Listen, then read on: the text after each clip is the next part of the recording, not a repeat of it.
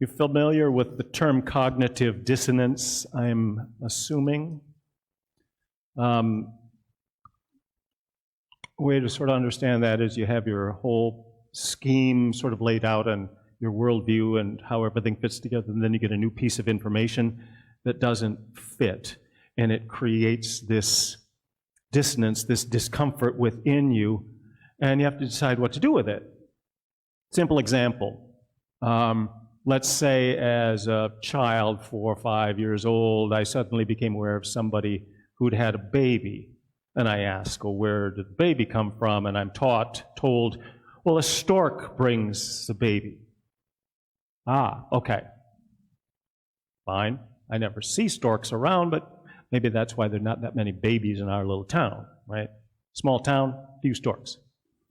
So a few years later, my older cousin, who knows everything, educates me on how that really comes about, how babies really happen. And I go, no way. No, I don't believe that. I don't buy it.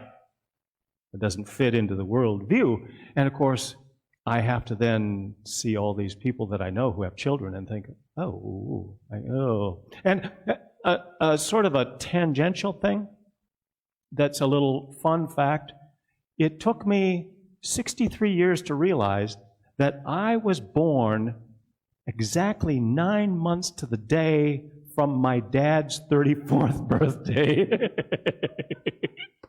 Now, why it took me so long to realize that, I don't know. Anyway, cognitive dissonance. Maybe I just didn't want to put that in there. Maybe that's it. So what about spiritual dissonance? That term came to my mind this week as that the phrase from our opening song, fire of love in our flesh and our bone, as that was rattling around inside me. That sounds sort of painful, if not physically painful, spiritually painful. Spiritual dissonance. Well, I think that is central to Jesus' mission, creating spiritual dissonance, not just getting people to think new things, but giving them information that goes down deep and disrupts their scheme and their way of doing things so that they have to rework things, so that maybe they'll be awakened and be ready to be moved, changed, renewed, whatever.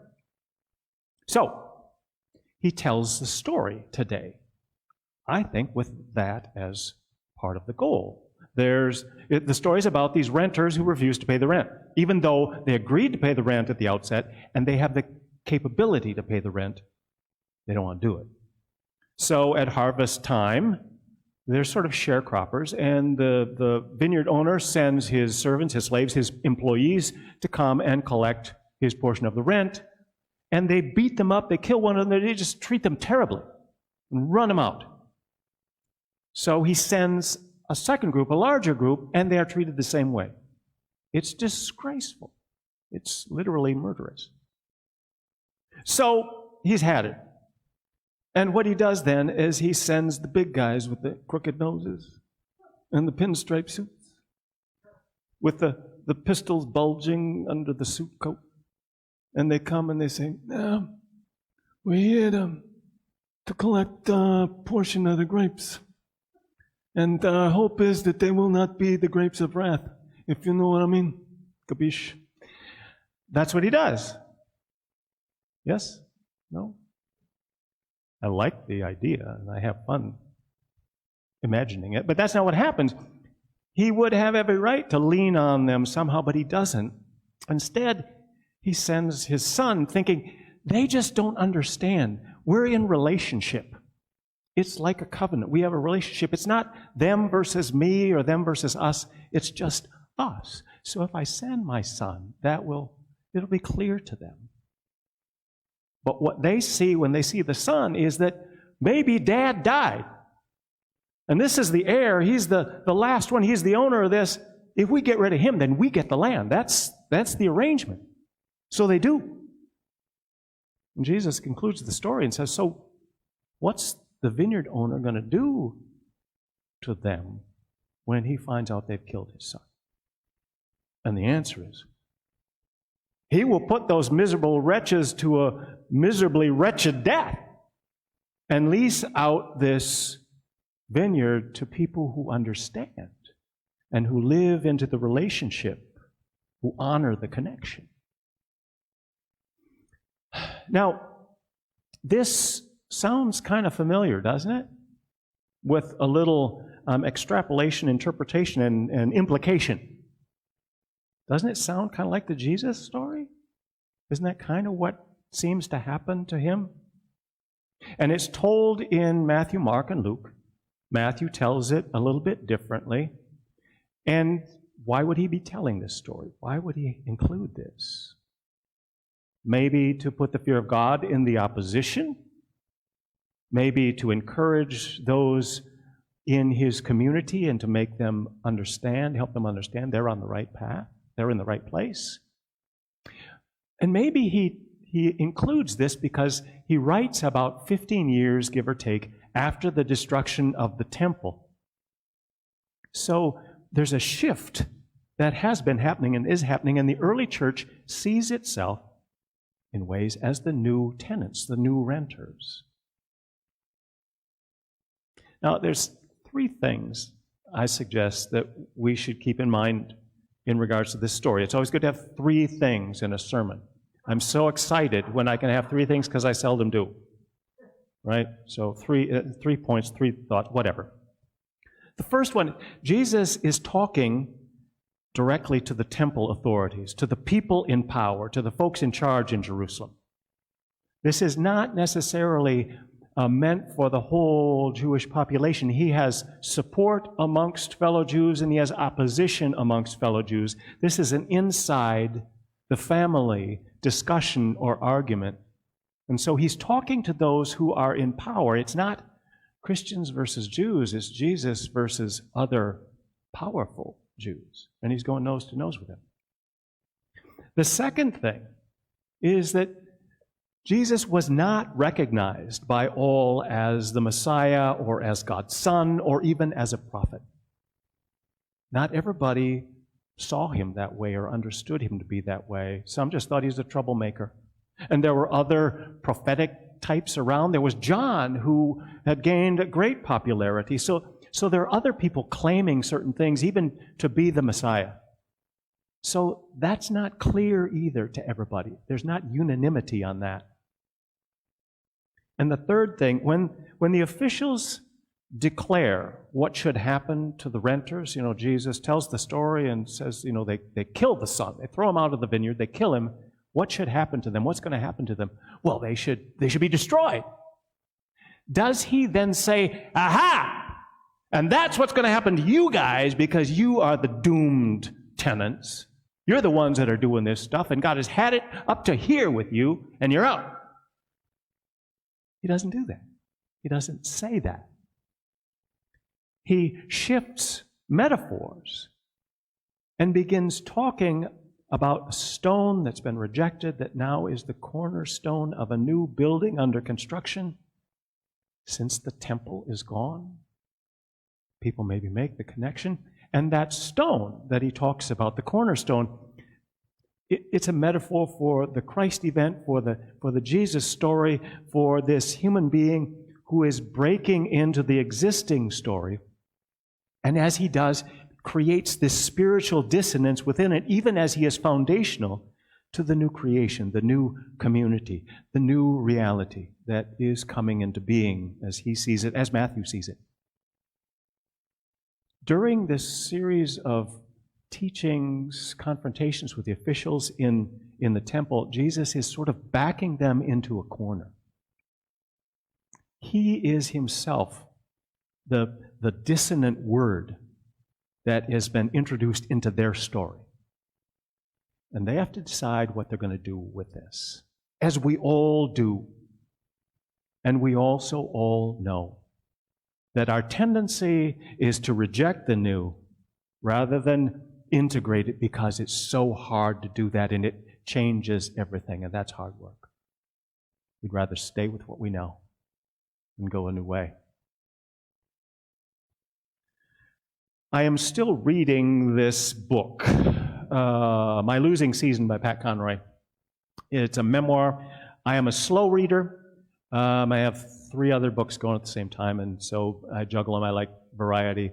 But I've gotten into 300 and some pages. It's a 400-page plus book, or right at 400 pages. And he finally, in this chapter 20, addresses something specifically that he had hinted at earlier, and that is that he is not the only one in his family who gets beaten by his father, who is a colonel in the Marine Corps. His father is 6'4". He's built like a tank. He's meaner than dirt, strong as an ox, and he wails on his family. There are 7 children in this family. And then Pat's mother, and she's a regular receiver of these beatings. Pat is regular, and the others take their turns. But he said, my mother worshiped me because I would come to her rescue. His dad would just start beating on his mom for any reason or no reason at all.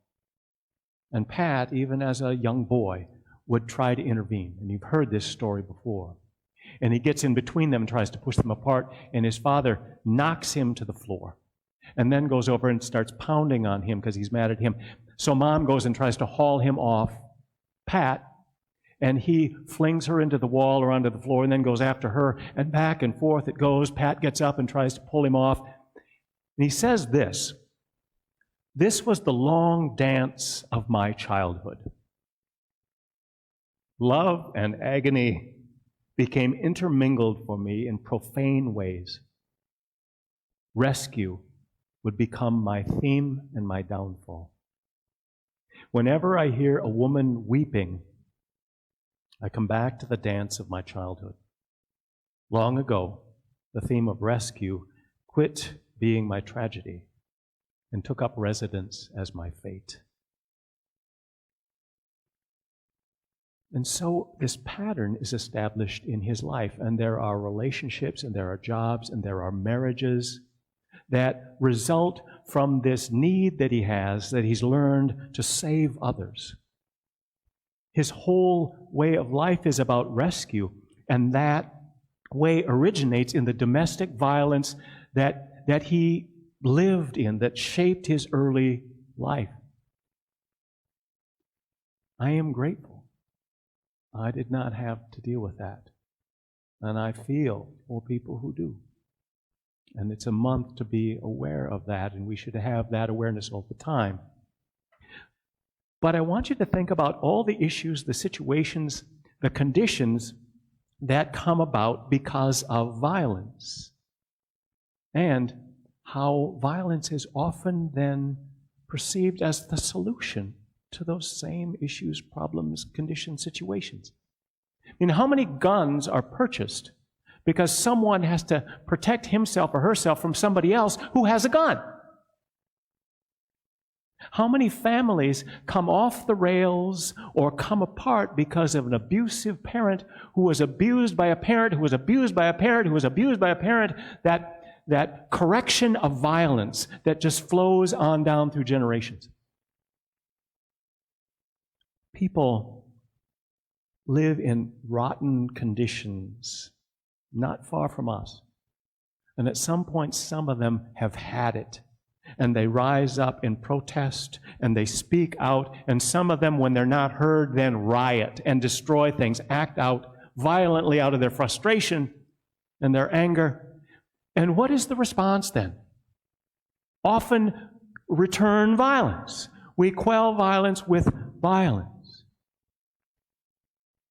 This nation was forged and formed in violence. War, genocide, slavery. We're steeped in it. And on Tuesday, when the question was asked of the president, Mr. President, will you denounce the violent, racist, white supremacists called the Proud Boys? And the answer was the Proud Boys should stand back and stand by. For what? And this whole country that is simmering in anxiety and anger and fear feels the heat dialed up by the very man who should be working like crazy to dial it down. I do not understand it. For the life of me, I do not understand it.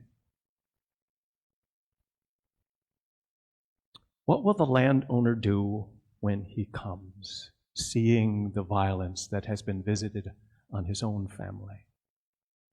He'll destroy those wretches. Who says that?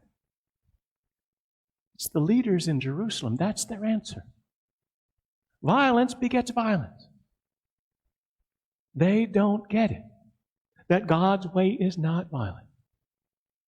That it's not about hoisting others on the cross. That's not God's way. God takes on the cross. That's our call, to take it on, to carry it, not to put other people on it.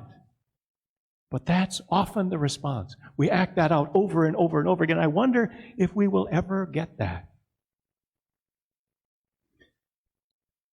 In this book, My Losing Season, Pat, he's playing basketball at the Citadel. This whole book is about this final season, his senior year playing basketball at the Citadel as a cadet. And his dad, who was in the Marine Corps and still is, comes. He was a superb athlete in the Chicago area and still has a need to lord that over his son and others. And so he comes to 3 of the games that Pat plays in. And after every one, he calls him to come out, and he corners him, and he degrades him and denigrates him left and right. Just horribly. Until this happens. I have to change a word in here because it's not a churchy word, and I get in trouble. So, again, my father called me out of a cringing, silent locker room. This was after a disastrous game.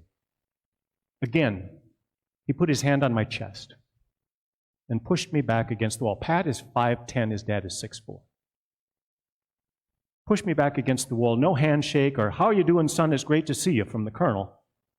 My father looked at me with pure, undistilled hatred, which I do not understand to this day. "I just wanted to tell you that you were crap." That's the word I changed. "You were pure crap." "I agree with you 100%, sir." Despite agreeing with him, I did not know I was angry until I heard my voice. "Your team is crap," my father said. "They sure were tonight, sir." "Your coach is crap," Dad said. "You didn't get much help tonight from the players, sir," I said. "Can I go say hey to Mom and the kids, sir?" "Negative. We got to get back to D.C., he said, then turned his back and walked away from me. Then, the voice, the one I had been hearing at times during the year, the writer's voice, the one born during this season, this year, it spoke aloud for the first time. And for the first time, I knew it was my voice and mine to keep and to use and to wield in any way I so chose. It said, I said, "Hey, Dad." My father turned and looked back at me. "When I get home for Easter, let's go to the gym at Quantico." "Why?" "I want to play one-on-one with you." "Why? You think you could take me?" "No, Dad." "You don't understand. I'm not only going to take you, I'm not going to let you score. Every time you put the ball on the floor, I'm going to take it away from you. Every single time." My father stared at me, and I stared back. I think I was born into the world again and given back to myself at that very moment. Easter came and went that glorious year, and never once did my father mention the gym at Quantico. Easter. And something opens up. Something emerges. Something deep down burns through in him, in Pat. He can no longer live with the spiritual dissonance of fearing, respecting, hating, loving his father. The reality has to change somehow. The story's got to change. We know that. We know what that feels like. We're living it right now. Climate change has to be addressed. Racism has to be addressed. Income inequality has to be addressed. Guns and more dying because of them has to be addressed. We know these things are wrong. We can't live this way. It's not sustainable. It burns in us. We feel it. And we need to. Something deep within us is breaking open and pouring out. And it has to. It has to. Amen.